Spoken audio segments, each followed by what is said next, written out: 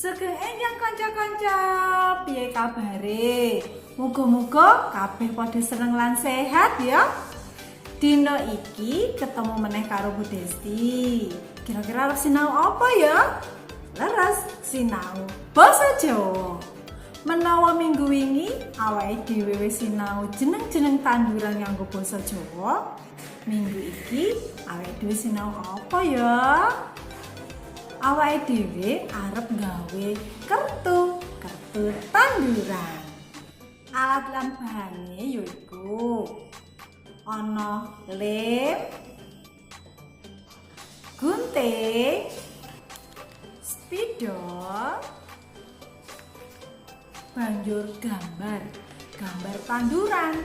Kanca-kanca iso njipuk saka majalah bekas utawa kanca-kanca browsing sik golek ning internet.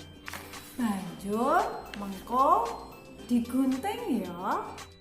Sakwise kabeh bahan siap, ayo dhewe mulai gawe. Carane gawe landesane dhisik. Kertas HVS F4 ditekuk dadi papat. Banjur digunting dadine kaya ngene iki ya. Sakwise kuwi, gambar tanduran sing wis disiapke mau digunting kanthi rapi ya.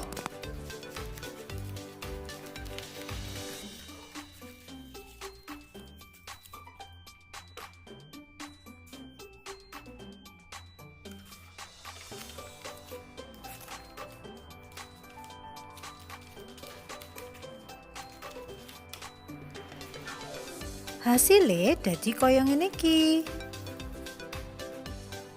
Oh iya, menawa kanca-kanca ora duwe majalah ning omah utawa ora duwe print, kanca-kanca iso nggambar tanduran dhewe ya. Iki contone. Menawa gambar-gambar tanduran mau wis siap kabeh, banjur dilem ing kertas landesane kaya ngene iki ya.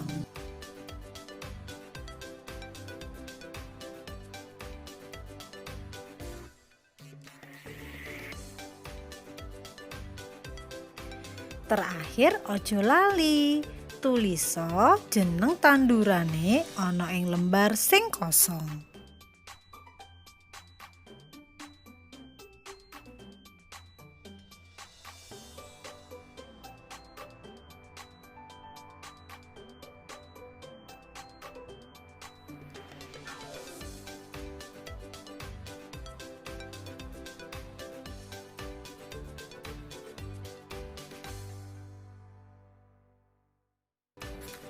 Kanca-kanca, kartu tandurane Bu Desti wis dadi.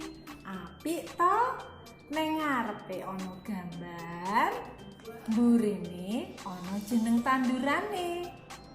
Nah, saiki gilirane kanca-kanca gawe ning omah kartu tanduran ya. Ayo padha digawe. Kabeh kanca mesti iso. Matur nuwun lan sugeng enjang.